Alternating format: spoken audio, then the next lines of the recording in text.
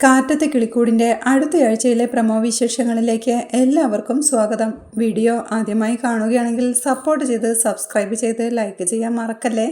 അങ്ങനെ നിധി താലി അഴിച്ചു നൽകിയതിൻ്റെ വിഷമത്തിൽ സുധീഷ് തോമസ് ഏട്ടനെ കാണാനെത്തിയിരിക്കുക.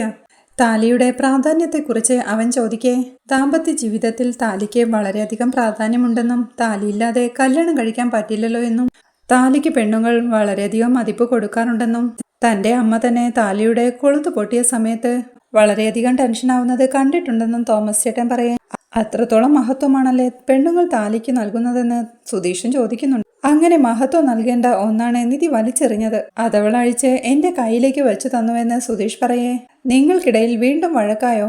ഇപ്പോൾ വഴക്കു തീർന്ന് വന്നു കയറിയതല്ലേ ഉള്ളൂ എന്ന് തോമസ് ചേട്ടനും ചോദിക്കുന്നുണ്ട്.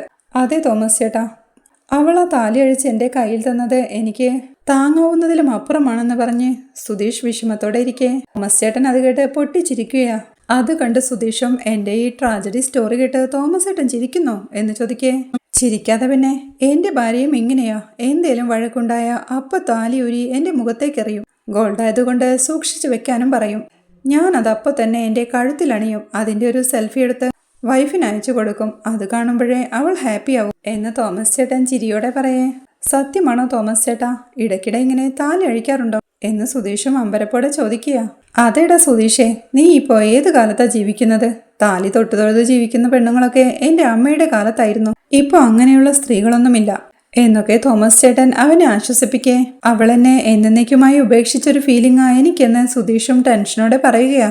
അത് കേൾക്കെ തോമസ് ചേട്ടനും ന്യൂ ജനറേഷൻ പിള്ളേരൊന്നും ഇപ്പോൾ നെറ്റിയിൽ സിന്ദൂരവും കഴുത്തിൽ താലിയും ഇട്ട് നടക്കാറില്ലെന്നും അതിനർത്ഥം അവർ അവരുടെ ഭർത്താവിനെ വലിച്ചെറിഞ്ഞു എന്നല്ല എന്നും സുധീഷ് അതോർത്ത് വിഷമിക്കേണ്ടെന്നും ദാമ്പത്യ ജീവിതത്തിൽ പരസ്പര വിശ്വാസത്തിനാണ് പ്രാധാന്യമെന്നും തോമസ് ചേട്ടൻ അവനെ ആശ്വസിപ്പിക്കുകയാ. അവിടെ നിധിയുടെ ഓഫീസിൽ സിദ്ധാർത്ഥ് എല്ലാവരെയും വിളിച്ചുകൂട്ടി ഒരു മീറ്റിംഗ് നടത്തുകയാ. പെട്ടെന്നുണ്ടായ മീറ്റിങ്ങിനെ കുറിച്ചോർത്ത് എല്ലാവരും ടെൻഷനോടെ ഇരിക്കെ, ആരും ടെൻഷൻ ആവേണ്ടെന്നും എല്ലാവരെയും അപ്രീഷിയേറ്റ് ചെയ്യാനാണ് ഈ മീറ്റിംഗ് എന്നും ഇതുവരെ വന്ന പ്രോജക്റ്റെല്ലാം നമ്മൾ സക്സസ് ആയി ചെയ്തു കൊടുത്തുവെന്നും എല്ലാവരുടെയും ഹാർഡ് വർക്കും ഡെഡിക്കേഷനും കൊണ്ടാണ് ആ സക്സസ് ഉണ്ടായതെന്നും അതിനഭിനന്ദിക്കാനായാണ് എല്ലാവരെയും വിളിച്ചു വരുത്തിയതെന്നും പറഞ്ഞ് എല്ലാവരെയും കൈയടിച്ച് അഭിനന്ദിക്കുകയാ. പിന്നീട് സിദ്ധാർത്ഥ് നിധിയോടായി പറയുന്നുണ്ട്, നിധിയുടെ ഡിസൈൻ എല്ലാം മോഹൻ കാണിച്ചു തന്നു. താൻ വളരെ ഇംപ്രസ്ഡ് ആയെന്നും നല്ല ഇൻട്രസ്റ്റിംഗ് ആയിരുന്നു ആ ഡിസൈൻ എന്നും സിദ്ധാർത്ഥ് പറയേ. നിധിയും സന്തോഷത്തോടെ താങ്ക് യു പറയുകയാ. നിധി തനിയെ ഏതെങ്കിലും പ്രോജക്റ്റ് ചെയ്തോ എന്ന് സിദ്ധാർത്ഥ് ചോദിക്കേ, ഇല്ലെന്ന് ദിവ്യ പറയുന്നുണ്ട്. ഒരു ഇൻഡിപെൻഡന്റ് വില്ലയ്ക്ക് വേണ്ടി ഒരാൾ ഡിസൈൻ ചോദിച്ചിട്ടുണ്ടെന്നും ആ പ്രൊജക്റ്റ് നിധി ഏറ്റെടുക്കണമെന്നും അതിന്റെ ഡീറ്റെയിൽസ് എല്ലാം മോഹൻ ഷെയർ ചെയ്യുമെന്നും സിദ്ധാർത്ഥ് പറയുകയാണ്. നിധിയും വളരെയധികം സന്തോഷത്തോടു കൂടി ആ പ്രൊജക്റ്റ് ഏറ്റെടുക്കുക. അപ്പോഴാണ് സിദ്ധാർത്ഥ് ഇനി തുടങ്ങാനിരിക്കുന്ന പുതിയൊരു പ്രൊജക്റ്റിന് വേണ്ടി പൈതൃക വീടുകളെക്കുറിച്ച് ഒരു റിസർച്ച് നടത്തണമെന്നും സിറ്റിയിലുള്ള പാരമ്പര്യമായി കൈമാറി വരുന്ന പഴയ വീടുകളെല്ലാം കണ്ടുപിടിച്ച് അവയുടെ സ്ട്രക്ചർ, ഡിസൈൻ തുടങ്ങിയ എല്ലാത്തിനെക്കുറിച്ചും ഡേറ്റാസ് കളക്ട് ചെയ്യണമെന്നും ഇത് നമ്മുടെ കമ്പനിക്ക് വളരെ പ്രാധാന്യമുള്ള ഒരു പ്രോജക്റ്റ് ആണെന്നും എല്ലാ സ്റ്റാഫുകളും ഈ പ്രോജക്റ്റിൽ ഇൻവോൾവ്ഡ് ആകണമെന്നും തലമുറ കൈമാറി വന്ന് 100 വർഷത്തോളം ആ വീട്ടിൽ തന്നെ താമസിക്കുകയാണെന്നും അങ്ങനെ ഒരു വീട് പൊളിച്ചു മാറ്റാൻ താല്പര്യമില്ലാതെ നിറയെ വീടുകൾ ഇപ്പോഴും തിരുവനന്തപുരത്തുണ്ടാവുമെന്നും അങ്ങനെയുള്ള ഏതെങ്കിലും വീടിനെ കുറിച്ച് നിങ്ങൾക്കറിയാമെങ്കിൽ സജസ്റ്റ് ചെയ്യാനും സിദ്ധാർത്ഥ് പറയേ. നിധി കിളിക്കൂടിനെ കുറിച്ച് അന്ന് സുധീഷ് പറഞ്ഞ കാര്യങ്ങൾ ഓർത്തെടുക്കുകയാ. ഇതൊരു പൈതൃക വീടാ, നല്ല സ്ട്രോങ് ആയ ബിൽഡിംഗാ. ഇപ്പോഴുണ്ടാക്കുന്ന പല വീടുകളും 25 വർഷത്തിൽ കൂടുതൽ നിൽക്കാറില്ലെന്നും ഇതൊരു 100 വർഷത്തോളം പഴക്കമുള്ള വീടാണെന്നും അതുകൊണ്ടാണ് പഴമ നിലനിർത്തി മെയിൻറ്റെയിൻ ചെയ്ത് പോരുന്നതെന്നും സുധീഷ് പറഞ്ഞതോർ മോഹൻ തനിക്കറിയാവുന്ന ഒരു വീടിനെ കുറിച്ച് സിദ്ധാർത്ഥിനോട് പറയുന്നുണ്ട്. അത് കേൾക്കെ സിദ്ധാർത്ഥിനും വളരെ ഇൻട്രസ്റ്റ് ആവുകയാ. മോഹന്റെ റിലേറ്റീവിന്റെ ആ വീട് വിസിറ്റ് ചെയ്യാൻ പെർമിഷൻ കിട്ടുകയാണെങ്കിൽ അത് പോയി കാണാമെന്ന് സിദ്ധാർത്ഥ് പറയുന്നുണ്ട്. മോഹൻ അത് ചോദിച്ചിട്ട് പറയാമെന്ന് പറയുമ്പോഴേക്കും താൻ താമസിക്കുന്ന വീടും 100 വർഷം പഴക്കമുള്ളതാണെന്ന് നിധി പറയുകയാണ്. അങ്ങനെയാണോ എന്ന ആവശ്യത്തോടെ സിദ്ധാർത്ഥം ചോദിക്കുന്നുണ്ട്. അതേന്നും ഇതുവരെ ഒരു റിനോവേഷനും നടത്തിയിട്ടില്ലെന്നും തൻ്റെ ഒരു റിലേറ്റീവിന്റെ വീടാണെന്നും നമുക്ക് എപ്പോൾ വേണേലും അവിടെ വിസിറ്റ് ചെയ്യാമെന്നും അവർ എക്സ്പെക്ട് ചെയ്യുന്ന പോലെ ഫർണിച്ചറോ ഇന്റീരിയേഴ്സോ ഒന്നും ഇല്ലെന്നും എന്നാലും ഒത്തിരി പഴക്കമുള്ളൊരു വീടാണെന്നും ബിൽഡ് ക്വാളിറ്റിയെ പറ്റിയും ഡിസൈനുമെല്ലാം റിസർച്ച് ചെയ്യാൻ കറക്റ്റ് ആയിരിക്കുമെന്നും നിധി പറയെ സിദ്ധാർത്ഥം ദിവ്യയോടായി നിധി പറഞ്ഞ വീടും മോഹൻ പറഞ്ഞ വീടുമെല്ലാം നോട്ട് ചെയ്യാനായി പറയുക. പിന്നീട് സിദ്ധാർത്ഥ ബാക്കിയുള്ളവരോടും അത്തരം വീടുകളെ പറ്റി ചോദിക്കുമ്പോഴേക്കും അവർക്കറിയാവുന്ന വീടുകളെ കുറിച്ച് അവരും പറയുന്നുണ്ട്. പിന്നീട് നിധി ഓഫീസ് വിട്ട് ഇറങ്ങി വരുന്നതും കാത്ത് അവളെ വെയിറ്റ് ചെയ്ത് നിൽപ്പാ സുധീഷ്. അവനെ കണ്ടിട്ടും നിധി കാണാത്തതുപോലെ നടന്നു പോകെ സുധീഷും അവളുടെ പുറകെ ചെന്ന് അവളുടെ ശ്രദ്ധയാകർഷിച്ച് നിധി തനിച്ചു പോകണ്ടെന്നും താൻ കൂടെ വരാമെന്നും പറയുന്നുണ്ട്. നിധിയും ദേഷ്യത്തോടെ ഹലോ ഒരുപാട് സീനൊന്നും ഉണ്ടാക്കണ്ട എന്ന് പറയേ. എന്താ നിധി ഇത്?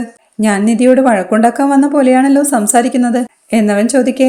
ഞാനും സുധീഷിനോടൊന്ന് സംസാരിക്കണമെന്ന് വിചാരിച്ചിരിക്കുകയായിരുന്നു. വീട്ടിലെല്ലാവരും ഉള്ളതുകൊണ്ട് ഇക്കാര്യം സംസാരിച്ചാൽ ശരിയാവില്ല. സുധീഷിന് സമയമുണ്ടാവോ എന്ന് നിധി ചോദിക്കുന്നുണ്ട്. എന്തു വേണമെങ്കിലും സംസാരിക്കാമെന്ന് സുധീഷ് സന്തോഷത്തോടെ പറയേ. നമുക്ക് വേറെ എവിടെയെങ്കിലും പോയി സംസാരിക്കാം. സുധീഷിന് ജോലി തിരക്കാണെങ്കിൽ വേണ്ട കേട്ടോ, നമുക്ക് പിന്നീട് ഒരു ദിവസം സംസാരിക്കാമെന്ന് നിധി പറയേ. ലൈസൻസുമില്ല ജോലിയുമില്ല, നമുക്ക് ഇപ്പോൾ തന്നെ സംസാരിക്കാമെന്ന് സുധീഷ് പറയേ. നിധി സുധീഷിനെയും കൂട്ടി ഒരു റെസ്റ്റോറൻറ്റിലേക്ക് പോവുകയാ. അങ്ങനെ അവർ ഒരു ജ്യൂസ് കുടിച്ചിരിക്കുന്നതിനിടയിലാണ് ഞാനൊരു കാര്യം ചോദിച്ചാൽ തരാമോ എന്ന് നിധി ചോദിക്കുന്നത്. മനസ്സിലായി, അത് താലിയെക്കുറിച്ചല്ലേ ചോദിച്ചത് എന്ന് സുധീഷും സന്തോഷത്തോടെ മനസ്സിൽ ചിന്തിച്ച് എന്തു വേണമെങ്കിലും ചോദിക്കും നിധി എന്ന് പറയേ. എനിക്ക് ഡിവോഴ്സ് വേണമെന്ന് നിധി പറയുന്നുണ്ട്. അത് കേട്ടതും ഒരു ഷോക്കോടെ മനസ്സിലായില്ല എന്ന് സുധീഷ് പറയുകയാ. അവൻ്റെ ആ വെപ്രാളമെല്ലാം കണ്ട് സുധീഷിനിത് ഷോക്കാവേണ്ട കാര്യമൊന്നുമില്ലല്ലോ. നമ്മൾ നേരത്തെ ഒരു തവണ ഡൈവോഴ്സിനെ കുറിച്ച് സംസാരിച്ചതും അഡ്വക്കേറ്റിനെ പോയി കാണുക വരെ ചെയ്തതാണല്ലോ. അന്ന് ID പ്രൂഫ് ഇല്ലാത്തത് കൊണ്ടാണല്ലോ നടക്കാതെ പോയതെന്ന് നിധി പറയേ. അന്നത് അവസാനിപ്പിച്ചതല്ലേ എന്ന് സുധീഷും ചോദിക്കുക. ഇന്ന് അതുപോലെയല്ലല്ലോ, എൻ്റെ കയ്യിൽ ID പ്രൂഫ് ഇല്ലേ, നമുക്കതിന് അപ്ലൈ ചെയ്യാലോ എന്ന് നിധി പറയേ. ID പ്രൂഫ് ഉണ്ടെന്ന് വെച്ച് ഡിവോഴ്സ് ചെയ്യണമെന്നുണ്ടോ എന്ന് സുധീഷും ചോദിക്കുക. ഇപ്പോൾ നടക്കുന്ന കാര്യങ്ങൾ വെച്ച് നോക്കെ ഡിവോഴ്സ് തന്നെയാ നല്ലതെന്നാണ് എനിക്ക് തോന്നുന്നതെന്ന് നിധിയും പറയുന്നുണ്ട്.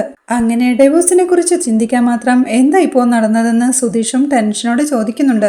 അത് കേൾക്കാൻ നിധിയും നമ്മുടേത് ഒരു കള്ള കല്യാണമല്ലായിരുന്നു. അന്ന് സൂര്യയുമായുള്ള കല്യാണത്തിൽ നിന്ന് രക്ഷപ്പെടാൻ നമ്മളൊരു ബൊമ്മ കല്യാണം നടത്തിയതല്ലേ. എന്നെ ഹെൽപ്പ് ചെയ്യാനായി വന്ന സുധീഷും അതിൽ പെട്ടുപോയതല്ലേ. പക്ഷെ നിയമത്തിന്റെ മുന്നിൽ നമ്മൾ ഭാര്യയും ഭർത്താവുമാണല്ലോ. ആ ഒരു കണക്ഷൻ ഉള്ളതുകൊണ്ടല്ലേ സുധീഷ് അന്നെന്നോട് അങ്ങനെ മോശമായി പെരുമാറിയത് എന്ന് നിധി പറയേ. നിധി, അന്ന് ഞാൻ ചെയ്തത് തെറ്റു തന്നെയാ. അതിന് എത്ര തവണ വേണമെങ്കിലും നിധിയോട് ക്ഷമ പറയാൻ താൻ തയ്യാറാണെന്നും സുധീഷ് പറയുകയാ. അങ്ങനെ ഒരടുപ്പം സുധീഷിനോട് എനിക്ക് തോന്നിയെങ്കിലല്ലേ. സുധീഷിനും എന്നോട് അങ്ങനെ ഒരടുപ്പം ഇല്ലെന്നാണ് ഞാൻ വിചാരിക്കുന്നത്. പിന്നെ ഇനി ഇതിൽ കൂടുതലൊന്നും ആലോചിക്കേണ്ടതില്ലല്ലോ. നമുക്ക് ഡിവോഴ്സ് ചെയ്യാം. നമ്മൾ തമ്മിൽ ഡിവോഴ്സ് ആയാൽ എനിക്ക് സുധീഷിന്റെ വീട്ടിൽ ഫ്രീ ആയി താമസിക്കാം. സുധീഷിനും സുധീഷിന്റെ ജോലി നോക്കി ജീവിക്കാലോ. നമുക്കൊരു അഡ്വക്കേറ്റിനെ സമീപിച്ചാലോ എന്ന് നിധി ചോദിക്കേ. ഒരു നിമിഷം ആലോചനയോടെ ഇരുന്ന് യെസ് പറയുക സുധീഷും. നിധിയും സന്തോഷത്തോടുകൂടി ഓക്കെ പറഞ്ഞ് ജ്യൂസ് കുടിക്കാൻ തുടങ്ങുമ്പോഴേക്കും എന്തു പറഞ്ഞാലും അവസാനം വന്ന് നിൽക്കുന്നത് ഡിവോഴ്സിലാണല്ലോ.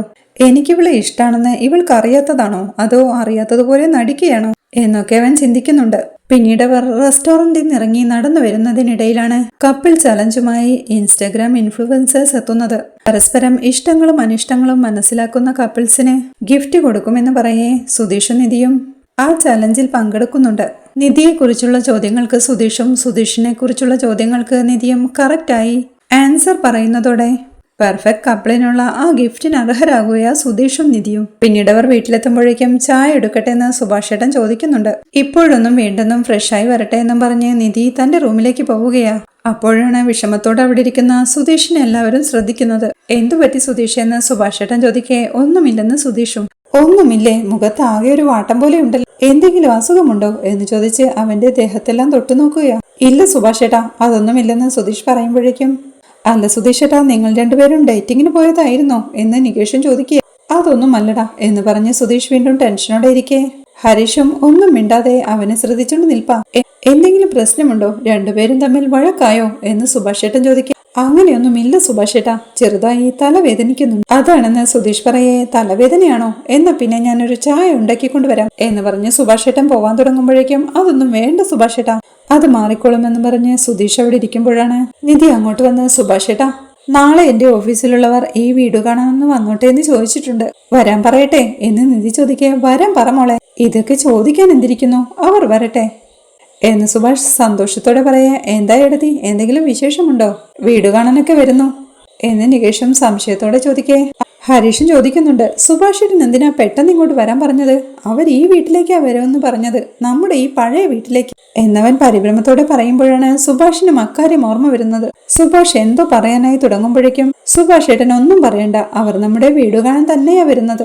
100 വർഷം മുമ്പുണ്ടാക്കിയ വീടുകളെ പറ്റി ഒരു റിസർച്ച് എന്റെ ഓഫീസിൽ നടത്തുന്നുണ്ട്. അപ്പോഴാണ് നമ്മുടെ ഈ വീടിനെ കുറിച്ച് ഞാൻ പറഞ്ഞത്. അപ്പോഴവർ വീട് കാണാൻ വരട്ടെ എന്ന് ചോദിച്ചു. നമ്മുടെ വീടിന്റെ സ്ട്രക്ചർ എന്താണ്, ബിൽഡിംഗ് എത്രയ്ക്ക് സ്ട്രോങ് ആണ്, ഇതിന്റെ ഡീറ്റെയിൽസ് എല്ലാം കളക്ട് ചെയ്യും, അതിനാണ് വീട് കാണണമെന്ന് പറയുന്നത് എന്നവൾ പറയുന്നത് കേൾക്കെ സുധീഷും എന്നോട് ഡൈവോഴ്സ് ചോദിച്ചിട്ട് മിനിറ്റിന് നമ്മുടെ വീടെന്ന് പറഞ്ഞുകൊണ്ടിരിക്കുക എന്ന് മനസ്സിൽ പറയുന്നുണ്ട്. നികേഷും പറയുന്നുണ്ട്, എടുത്തി വീടൊക്കെ 100 വർഷം പഴക്കമുള്ളത് തന്നെയാ, പക്ഷേ അകത്തെല്ലാം അലങ്കോലമായി കിടക്കുകയാ, അത് കുഴപ്പമില്ലേ എന്ന് ചോദിക്കേ. അതൊന്നും പ്രശ്നമില്ല, അവർ കാണട്ടെ എന്ന് നിധിയും. സുഭാഷിന്റെ ടെൻഷനോടെയുള്ള നിൽപ്പ് കണ്ട്, സുഭാഷേട്ടാ അവരോട് വരാൻ പറയട്ടെ എന്ന് നിധി ചോദിക്കേ. ഉറപ്പായും വരാൻ പറ നിധി, അവർ എത്ര പേര് വരുമെന്നറിഞ്ഞിരുന്നെങ്കിൽ അവർക്ക് കൂടി ചേർത്ത് ഫുഡ് ഉണ്ടാക്കാമായിരുന്നു എന്ന് സുഭാഷേട്ടൻ പറയുന്നത് കേൾക്കേ. അപ്പോഴേക്കും മതിൽ പിടിച്ചു തൂങ്ങി. ഫുഡ് ഉണ്ടാക്കുന്ന കാര്യത്തിലേക്ക് വരെ എത്തിയോ? സ്നേഹം എന്ന് വെച്ചാ എങ്ങനെയുണ്ടോ ഒരു സ്നേഹം, ഒരു സുഭാഷേട്ടൻ, എനിക്കിതൊന്നും കണ്ടു നിൽക്കാൻ വയ്യേ എന്ന് പരിഭവത്തോടെ മനസ്സിൽ പറയുന്നുണ്ട് സുധീഷ്. അയ്യോ സുഭാഷേട്ടാ, ഫുഡൊന്നും ഉണ്ടാക്കണ്ട, അവർ ജസ്റ്റ് ഒന്ന് വന്ന് കണ്ടിട്ട് പോകത്തേയുള്ളൂ, അവർക്ക് വേണ്ടി സുഭാഷേട്ടൻ കഷ്ടപ്പെടേണ്ടെന്ന് നിധി പറയേ. എല്ലാവർക്കും കൂടി ഉണ്ടാക്കുന്ന കൂട്ടത്തിൽ അവർക്കും കൂടി ഉണ്ടാക്കാം, ഇതിൽ കഷ്ടപ്പാടൊന്നുമില്ലല്ലോ എന്ന് സുഭാഷേട്ടനും ചോദിക്കും. അതൊന്നും വേണ്ട സുഭാഷേട്ടാ, ജ്യൂസോ വല്ല ചായയോ കാപ്പിയോ കുടിക്കുന്ന സമയം മാത്രമേ അവരിവിടെ ഉണ്ടാവൂ എന്ന് നിധി പറയേ. ശരി, അതവർ വരുമ്പോ നോക്കാം, നീ ഇരിക്കെന്ന് പറഞ്ഞ് സുഭാഷേട്ടൻ ചായ എടുക്കാനായി പോവുകയാണ്. ഹരീഷും ഒരു കോൾ വന്ന് പുറത്തേക്ക് പോകുമ്പോഴേക്കും നികേഷിന്റെ പഠന കാര്യങ്ങളെക്കുറിച്ചെല്ലാം സംസാരിച്ചുകൊണ്ടിരിക്കുന്ന നിധിയെ ടെൻഷനോടെ നോക്കിയിരിക്കുക സുധീഷും. അത്രയും പ്രധാനപ്പെട്ടൊരു കാര്യം എന്നോട് ചോദിച്ചിട്ട് ഒന്നും നടക്കാത്ത പോലെ ഇരിക്കുന്ന ഒരു ഇരിപ്പ് കണ്ടോ എന്ന് മനസ്സിൽ ചിന്തിച്ചവൻ ഇരിക്കെ നിധിയും അവനെ ശ്രദ്ധിക്കുന്നുണ്ട്. പിന്നീട് തളത്തിൽ രാത്രി എല്ലാവരും ഒന്നിച്ച് ഉറങ്ങാൻ കിടക്കെ ഹരീഷ് ഒരു തമാശ പറയുന്നത് കേട്ട് ഉറക്കെ ചിരിക്കുക നികേഷ്. സുധീഷേട്ടാ, ഹരീഷേട്ടൻ പറഞ്ഞ തമാശ കേട്ടില്ലേ എന്ന് നികേഷ് ചോദിക്കേ. എന്താടാ പറഞ്ഞത്, ഞാനത് ശ്രദ്ധിച്ചില്ല എന്ന് ടെൻഷനോടെ സുധീഷും പറയുക. സുധീഷേട്ടൻ എന്താ വന്നപ്പോ മുതൽ ആകെ ടെൻഷനിലാണല്ലോ, ആരോടും ഒന്നും മിണ്ടുന്നുമില്ല എന്ന് നികേഷ് ചോദിക്കേ. എന്താ സുധീഷേട്ടാ, എന്തെങ്കിലും പ്രശ്നമുണ്ടോ എന്ന് ഹരീഷും ചോദിക്കുകയാണ്. അത് കേൾക്കെ സുഭാഷേട്ടനും പറയുന്നുണ്ട്, അവന് തലവേദനയാണെന്ന് പറഞ്ഞില്ലേ, അവൻ നന്നായി ഫുഡ് കഴിച്ചതുപോലുമില്ല. സുധീഷെ, ഇപ്പോഴും തലവേദനിക്കുന്നുണ്ടോ? ബാം പുരട്ടി തരട്ടെ എന്ന് സുഭാഷേട്ടൻ ചോദിക്കുക. സുധീഷ് ഒന്നും മിണ്ടാതെ ടെൻഷനോടെ കിടക്കേ. സുധീഷെ, എന്തുണ്ടെങ്കിലും പറയാന്ന് സുഭാഷേട്ടൻ പറയേ. ഇല്ല സുഭാഷേട്ടാ, ഒന്നുമില്ലെന്ന് സുധീഷ്. നികേഷും ചോദിക്കുക, ഡേറ്റിങ്ങിനിടയിൽ വല്ല വഴക്കുമുണ്ടായോ? ഡേറ്റിങ്ങിനിടയിൽ ഇങ്ങനെ വഴക്കുണ്ടാവുന്നത് സ്വാഭാവികമാണെന്ന് നികേഷ് പറയേ. ഒന്ന് വാ മൂടി മിണ്ടാതെ കിടന്നുറങ്ങടാ, വെറുതെ ഓരോന്ന് ചോദിച്ചിങ്ങനെ ദേഷ്യം പിടിപ്പിക്കാതെ എന്ന് സുധീഷ് പറയേ. എന്തോ നടന്നിട്ടുണ്ട്, ഇല്ലെങ്കിൽ സുധീഷേട്ടൻ ഇങ്ങനെ ദേഷ്യപ്പെടില്ലല്ലോ, എന്താണേലും പറ സുധീഷേട്ടാ, ഇല്ലെങ്കിൽ ഉറങ്ങാൻ കഴിയില്ലെന്ന് ഹരീഷ്. സുഭാഷേട്ടൻ വീണ്ടും, എന്ത് പറ്റി സുധീഷേ, എന്താണേലും പറഞ്ഞാലല്ലേ അറിയൂ എന്ന് ചോദിക്കേ. സുഭാഷേട്ടാ അത് എന്ന് പറഞ്ഞ് സുധീഷ് ടെൻഷനോടെ കിടക്കുമ്പോഴേക്കും സുഭാഷേട്ടൻ പെട്ടെന്ന് എഴുന്നേറ്റ് ലൈറ്റ് ഓൺ ചെയ്യുകയാണ്. സുധീഷും പെട്ടെന്ന് എഴുന്നേറ്റിരിക്കുമ്പോഴേക്കും ഹരീഷും നികേഷും സുഭാഷേട്ടനുമെല്ലാം അവന്റെ ചുറ്റും കൂടിയിരിക്കുക. എടാ സുധീഷേ, എന്തു പറ്റിയടാ, ആകെ ഒരുമാതിരി ഉണ്ടല്ലോ, എന്തെങ്കിലും പ്രശ്നമുണ്ടെങ്കിൽ ഒന്ന് തുറന്നു പറ എന്ന് സുഭാഷേട്ടൻ ചോദിക്കും. ഓ, എന്റെ പ്രശ്നം പറഞ്ഞാ നിങ്ങൾ അത് റെഡിയാക്കി തരുമോ? ഒന്നും ചെയ്യാൻ കഴിയില്ലല്ലോ, എന്നിട്ടിപ്പോ വലിയ കാര്യമായിട്ട് ചോദിക്കുന്നത് എന്തിനാ എന്നവൻ ദേഷ്യത്തോടെ ചോദിക്കും. ഹരീഷും, എന്താ സുധീഷേട്ടാ, എന്താ കാര്യമെന്ന് ആദ്യം പറ എന്ന് പറയാൻ നികേഷും ആകാംക്ഷയോടെ അവന്റെ മുഖത്തേക്ക് നോക്കി ഇരിപ്പാ. പറയടാ സുധീഷേ എന്ന് സുഭാഷേട്ടനും പറയേ. നിധി എന്നെ പുറത്തു കൊണ്ടുപോയി എന്താ പറഞ്ഞതെന്നറിയോ? ഡിവോഴ്സ് ചോദിച്ചു എന്നവൻ പറയുന്നതുകൾക്ക് ഒരു ഞെട്ടലോടെ ഇരിപ്പ സുഭാഷും ഹരീഷും നികേഷുമല്ല. എന്താ സുധീഷ് പറഞ്ഞേ, മനസ്സിലായില്ല എന്ന് സുഭാഷേട്ടൻ പറയേ. ഡിവോഴ്സ് വേണമെന്ന്, അതായത് വിവാഹമോചനം വേണമെന്ന്, മനസ്സിലായോ? അതിനാണ് എന്നെ തനിച്ചു കൂട്ടിക്കൊണ്ടു പോയത് എന്ന് സുധീഷ് പറയേ. എഴുതി ഇപ്പോഴെന്തിനാ ഡിവോഴ്സ് ചോദിക്കുന്നേ എന്ന് ഹരീഷും പറയുന്നുണ്ട്. പെട്ടെന്ന് ചോദിച്ചതല്ലടാ, മാഡത്തിന്റെ മൈൻഡിൽ ഇപ്പോഴും അതൊരു കല്യാണമേ അല്ല, ഭർത്താവ് എന്ന ചിന്തയോടെ ഞാൻ അവളുടെ റൂമിലേക്ക് പോയില്ലേ. നിയമപരമായി അവളെന്റെ ഭാര്യ ആയതുകൊണ്ടാണല്ലോ ഞാൻ അകത്തേക്ക് പോയത്. ആ നിയമത്തിന്റെ കുരു കഴിക്കണം, അതിനാണ് അവൾ ഡിവോഴ്സ് ചോദിക്കുന്നത് എന്നൊക്കെ സുധീഷ് പറയുന്നത് കേൾക്കെ എല്ലാവരും ഒന്നും മിണ്ടാതെ അമ്പരപ്പോടെ ഇരിക്കുകയാണ്. അത് കാണേ സുധീഷും, എല്ലാവരും എന്താ ഇങ്ങനെ അന്തം വിട്ട പോലെ ഇരിക്കുന്നത് എന്ന് സുധീഷ് ചോദിക്കേ. അല്ല സുധീഷേട്ടാ, അപ്പോ ഏടത്തി ഇവിടുന്ന് പോവുമോ എന്ന് നികേഷും ടെൻഷനോടെ ചോദിക്കുക. അത് കണ്ട് സുധീഷും, സൂപ്പർഡാ സൂപ്പർ, നിനക്ക് ഏടത്തിയെ കുറിച്ച് ഓർത്താണല്ലേ വിഷമം. അവൾ ഇവിടുന്ന് പോകാൻ പാടില്ല, ഇവിടെ തന്നെ താമസിക്കണം. പക്ഷേ എന്നെ കുറിച്ച് ആർക്കും ഒരു ടെൻഷനുമില്ല. ഞാൻ എത്ര വിഷമിക്കുന്നുണ്ടെന്നും എന്റെ മാനസികാവസ്ഥ എന്താണെന്നും ആരും മനസ്സിലാക്കുന്നില്ല എന്ന് സുധീഷ് ദേഷ്യത്തോടെ പറയേ. അല്ല സുധീഷേട്ടാ, അങ്ങനെയൊന്നും അല്ലെന്ന് നികേഷും പറയുക. സുഭാഷും സുധീഷിനോടായി, സുധീഷേ, അവൻ അങ്ങനെയൊന്നും ചിന്തിക്കില്ലടാ, അവളെ വീട്ടിൽ താമസിച്ചാലല്ലേ നിങ്ങൾക്ക് രണ്ടുപേർക്കും ഒന്നിച്ച് ജീവിക്കാനാവൂ. ഒരു ദിവസം ഉറപ്പായും അത് നടക്കും, അതിന് അവൾ ഈ വീട്ടിൽ വേണമല്ലോ, അതുകൊണ്ടാണ് അവൻ അങ്ങനെ പറഞ്ഞതെന്ന് സുഭാഷേട്ടൻ പറയുക. നല്ല മറുപടി സുഭാഷേട്ടാ, അവൾക്ക് ഡിവോഴ്സ് വേണം, പക്ഷേ ഞാൻ അവൾക്ക് ഡിവോഴ്സ് കൊടുക്കില്ല. അവളെ അങ്ങനെ ഒഴിവാക്കാൻ എനിക്ക് കഴിയില്ല. അവൾ എന്റെ ഭാര്യ എന്നതിൽ ഒരു മാറ്റവുമില്ല. ഞാൻ അവളെ കെയർ ചെയ്യുന്ന പോലെ വേറെ ആർക്കും അവളെ കെയർ ചെയ്യാനാവില്ല. അവൾ എന്ത് ചോദിച്ചാലും ഞാൻ അതെല്ലാം അവൾക്ക് ചെയ്തു കൊടുക്കും പക്ഷേ അവൾ അത് മനസ്സിലാക്കില്ല. അവൾക്ക് എന്നെ വിട്ടു പോവാൻ കഴിയില്ല. ഇത് ഞാൻ അവൾക്ക് മനസ്സിലാക്കി കൊടുക്കും. അവളാണ് എന്റെ എല്ലാം എന്ന് ഞാൻ അവൾക്ക് മനസ്സിലാക്കി കൊടുക്കുന്നുണ്ട്. അത്ര ഈസി ആയിട്ടൊന്നും അവൾക്ക് എന്നെ വിട്ടു പോവാൻ കഴിയില്ല. നിങ്ങളെല്ലാം നോക്കിക്കോ. ഇന്നെന്താ ഡേറ്റ്? ഇനി ഒരു 6 മാസത്തിനുള്ളിൽ ഫെബ്രുവരി 14 വാലന്റൈൻസ് ഡേക്ക് അവളെ കൊണ്ട് ഇനി ഞാൻ പ്രപ്പോസ് ചെയ്യിക്കും. ഈ 6 മാസത്തിനിടയിൽ അവളെ മൊത്തമായി മാറ്റി അവളെ ഞാൻ എന്റേതാക്കും എന്നൊക്കെ അവൻ പറയുന്നത് കേട്ട് അമ്പരപ്പോടെ അവര് നോക്കിയിരിക്കുക സുഭാഷും ഹരീഷും നികേഷും എല്ലാം. അത് ശ്രദ്ധിക്കുന്ന സുധീഷും വിശ്വാസം വരുന്നില്ല അല്ലേ? എന്റെ വാക്കിൽ ആർക്കും വിശ്വാസമില്ല അല്ലേ? ഈ സുധീഷിന് സുധീഷിന്റെ മേൽ നല്ല വിശ്വാസമാണ്. എല്ലാത്തിലും മേലെ എന്റെ പ്രണയത്തിൽ എനിക്ക് വിശ്വാസമുണ്ട്.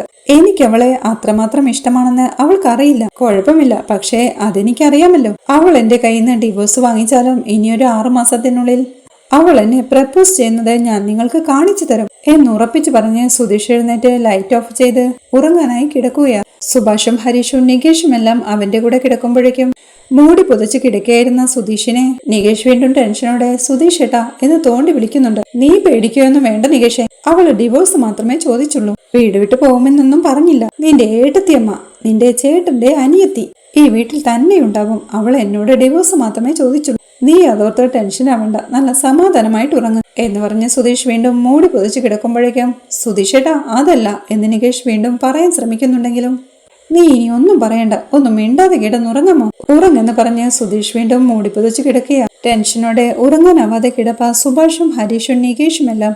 ഇത്രയുമാണ് ഈ എപ്പിസോഡിലെ വിശേഷങ്ങൾ. വീഡിയോ ഇഷ്ടമായാൽ സപ്പോർട്ട് ചെയ്ത് സബ്സ്ക്രൈബ് ചെയ്ത് ലൈക്ക് ചെയ്യാൻ മറക്കല്ലേ.